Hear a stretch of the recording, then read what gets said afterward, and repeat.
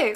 So I'm a little bit late with this July wrap up, but here we are. I'm going to get into it. I read quite a lot this month, or last month. I actually read 13 books, which I'm really happy with, and most of them I really enjoyed. So the first two that I read were books 3 and 4 in the Mediator series by Meg Cabot. This is a series that I'm currently rereading. I reread these on audio through the Libby app. I haven't got to book 5 yet because that's not available on audio, so I'm going to have to physically read that one. I just haven't got around to it yet, but I am really enjoying my reread of this series. It's so nostalgic and makes me so happy. This series follows a teenage mediator called Susanna, and a mediator is a person who can see and speak to and beat up, if necessary, ghosts, and her job is to help them move on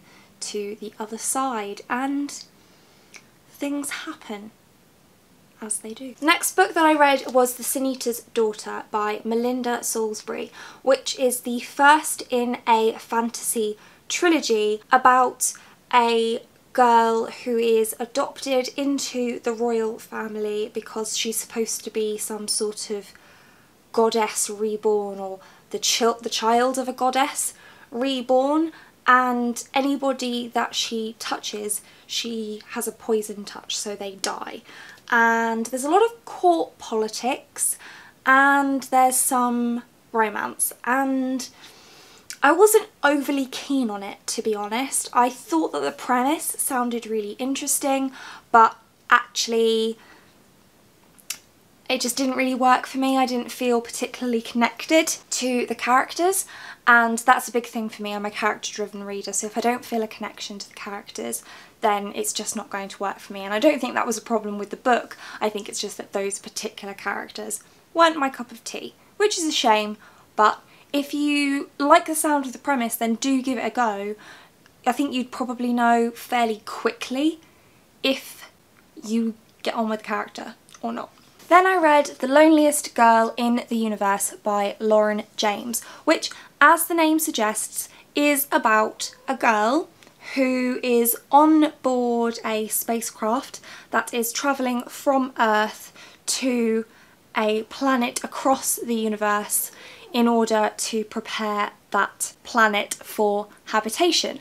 And unfortunately, because of a series of events that you find out about in the book, she is completely on her own and only has communication with Earth, which takes a year to get to Earth and back to her. So she very literally is the loneliest girl in the universe, and it's not a particularly long book. It's just over 200 pages, so I don't really want to tell you anything else about it other than that, but it's really good and it's really unexpected and I highly recommend it. Then I reread on audio The Long Way to a Small Angry Planet by Becky Chambers, and I only read this book for the first time earlier this year. I think I read it as part of the Owls, so in April, but I wanted to reread it because I really enjoyed this book, and I have a dedicated review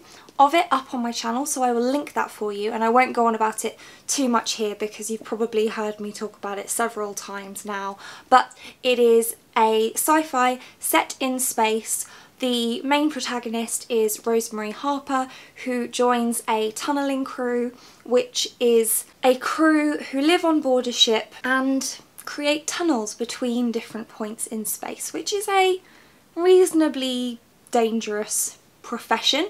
But the main focus of this story is the characters and the development of relationships between each of the characters and the universe at large and themselves. And I highly recommend this one. It's fantastic. And the audiobook is very good as well.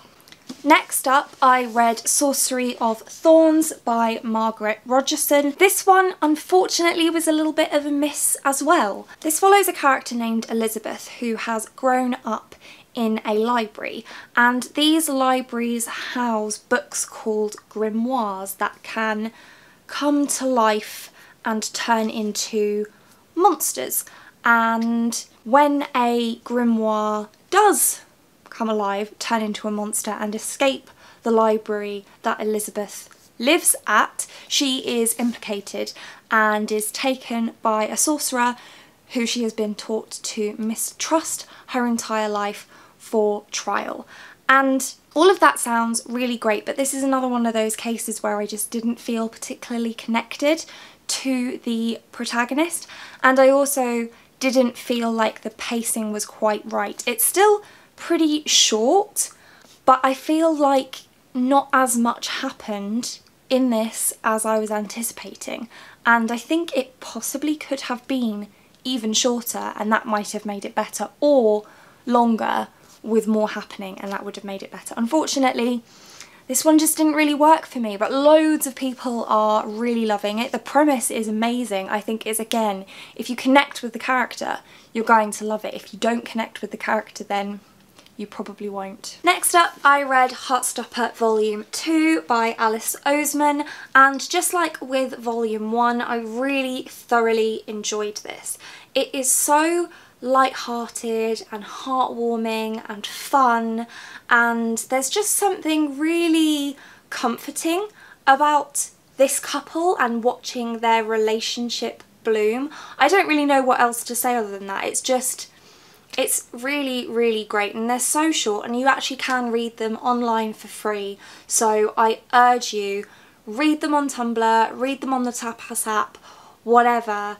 Just read them because they are so just unbelievably cute, and they're especially good for when you need cheering up, and I will definitely be rereading these whenever I do need a little pick-me-up. Next up, I read Vengeful by V.E. Schwab, which is book 2 in the Villains.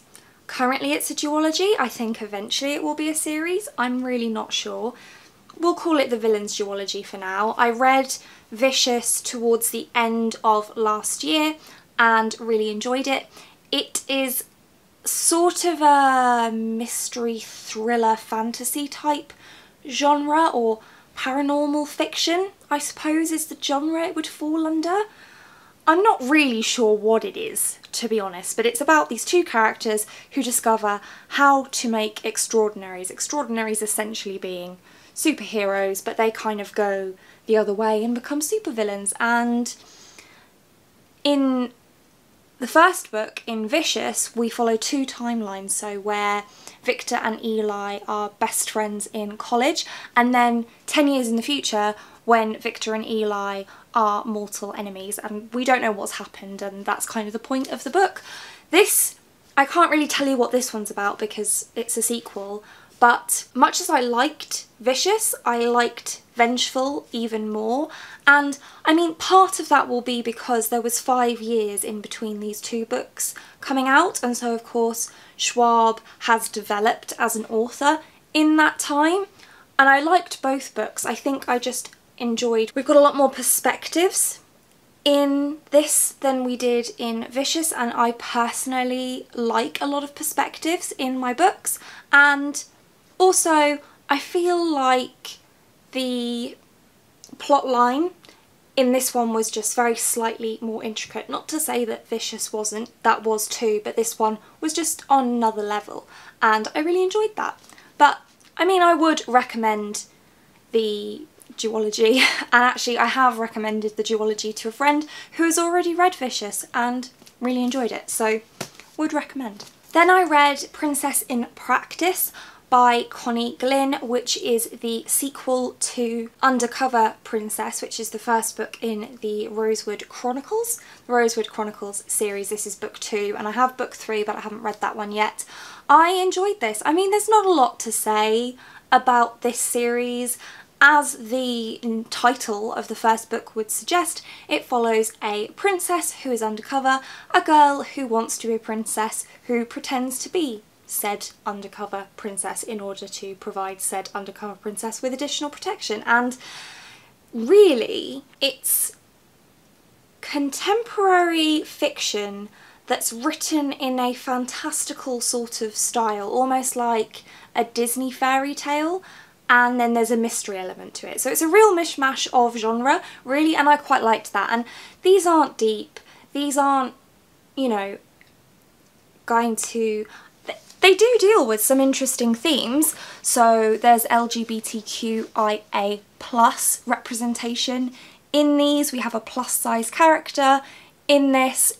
They do deal with some good topics, but they deal with them in a light, fluffy, fun sort of way. So you feel that sort of relief of reading something that isn't so... Maybe this is just because I read a lot of dark stuff, but I enjoyed them and I enjoyed this. Speaking of dark stuff, next up I read Starfish by Akemi Dawn Bowman, which follows the life of a want-to-be art student named Kiko, who doesn't get into the art school of her dreams, and at the same time her abusive uncle moves back into the family home. She has a mother who, by all accounts, doesn't really care for Kiko, and she goes through some really rough stuff. She's got depression, she's got anxiety. This is not a fun book. It deals with some really heavy stuff, and it's kind of a downer. So be in the right frame of mind when you read it, but it's really impactful, it's really emotional, it's really well written. I particularly enjoyed the elements of Kiko discovering her Japanese heritage, because she's half Japanese, and because her parents are split up, she hasn't really learnt much about the Japanese side of herself because her dad moved out, and she gets to start discovering those things about herself in this story, and I really enjoyed discovering those things with her. I think that this is an absolutely fantastic book, but just keep those trigger warnings in mind and read it when you're in a good frame of mind to deal with those things, because it's a little bit, it's hard. And in addition to the depression and anxiety trigger warnings, there are also trigger warnings for suicide and sexual assault in this one, so bear that in mind. Moving on to something slightly happier now, The Last Beginning by Lauren James. This is book 2 in the Next Together duology. The first book follows two characters, Catherine and Matthew, who meet each other and fall in love with each other throughout history, and we don't really know why that's happening, but at each point in history that they meet and fall in love, something big is happening that they're having to deal with. So it's kind of a mystery story, kind of a sci-fi story, kind of a love story, and I loved it. This book is a sequel, and I really do not want to tell you anything about this one because it would completely spoil book 1, so you'll just have to trust me when I say that this was just as good as book 1.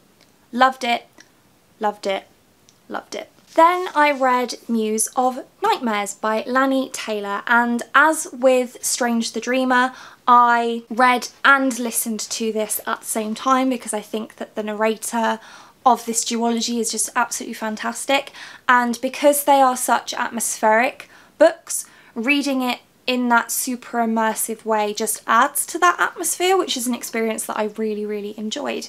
Book 1 follows a character named Laszlo Strange, who has dreamt all of his life of going to a land whose name has been forgotten but is now known as Weep. And when a delegation arrives from Weep, he goes with them to help rescue Weep from something that's troubling them, let's say. And Strange the Dreamer is pretty well known for being quite slow, and it is.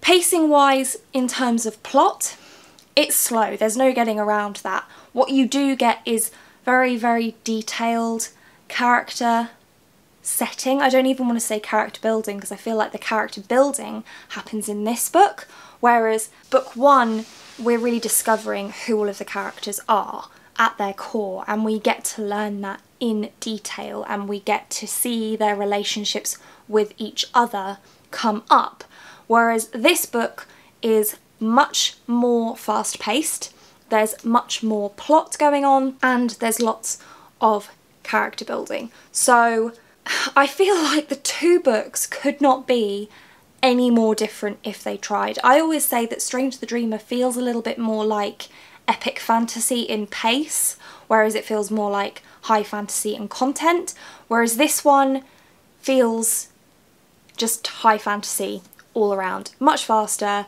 much more plot, much more character building. I definitely liked this book better to Strange, but I enjoyed both of them, and I particularly recommend the audiobook and reading experience. I don't think that I would have enjoyed this duology nearly as much if I hadn't read it that way. So if you are able to get a hold of a copy of both the book and the audiobook and read it that way, then I would super recommend that. I know that I bought the books because they're beautiful and I wanted them, but I got the audiobooks through my library using the Libby app, and I'm pretty sure they had copies of the books at my library as well, so if I hadn't wanted to buy them I still could have read and listened to them at the same time. So if you're able to do that, I really recommend it. If not, possibly just go with the audiobook if it's one or the other, because I think that the audiobooks are fantastic. And finally, I read the Starlight Watchmaker by Lauren James. It was a very Lauren James heavy kind of month, and I'm not mad about it because I really love her books. This one is very, very short. It's only just over 100 pages and the font and spacing is quite large. So I'm really not going to go into what this one is about too much because spoilers. But what I will say is that our protagonist in this is an android and none of the side characters are human. And that's all I'm going to say. Also, there's a mystery element to the book. And I mean, do I need to say at this point, I love everything that I've read that Lauren has written, and I love this one too. It's so whimsical and fun, and the characters are so lovable, and really it's a story about friendship, and I love stories about friendship. They just give me the warm fuzzies, you know? And this one did that too, and I mean it's really not a huge investment of time. It's 119 pages I think, so you really can't go wrong. Pick it up, you won't regret it. And that's it. Those are all the books that I read in July. So it was a pretty positive reading month for the most part. Couple of misses, but otherwise everything else was great and I really enjoyed myself. I feel like I'm really hitting my stride with books this year. It's going great. I am loving it. Have you read any new favourites in the month of July? What did you love? If you've got a July wrap-up video, link it for me down below so I can get some recommendations from you. But that's it for this one. Thank you so much for watching. If you like this video and want to see more like this from me, then do think about hitting that subscribe button, and I hope to see you here again soon. Thanks. Bye.